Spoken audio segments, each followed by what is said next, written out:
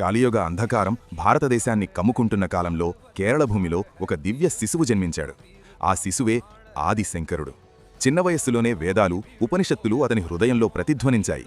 సాధారణ బాలుడు కాదు, కాలాన్ని మేల్కొలిపే అవతారం. 12ఏళ్ల వయసులోనే తల్లి ఆశీస్సులతో సన్యాస మార్గాన్ని ఎంచుకున్నాడు. త్యాగమే అతని ఆయుధమయింది. హిమాలయ గుహల్లో గోవింద పాదుల పాదాల వద్ద వేదాంత రహస్యాలు వెలుగులోకి వచ్చాయి. శిష్యుడు జ్ఞాన సముద్రంగా మారాడు. పాదయాత్రగా భారతదేశమంతా తిరుగుతూ విచ్ఛిన్నమైన ధర్మాన్ని ఏకం చేశాడు. గ్రామం నుంచి రాజధాని వరకు అద్వైత సందేశం మార్మోగింది. బ్రహ్మ సత్యం, జగత్మిథ్యా, జీవో బ్రహ్మైవ నాపరః.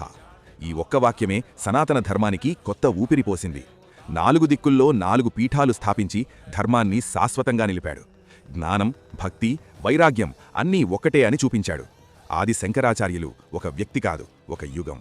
సనాతన ధర్మానికి చిరంజీవి. కమెంట్లో రాయండి, జై సనాతన్. మీరు మా ఛానల్ని సబ్స్క్రైబ్ చేసుకోండి.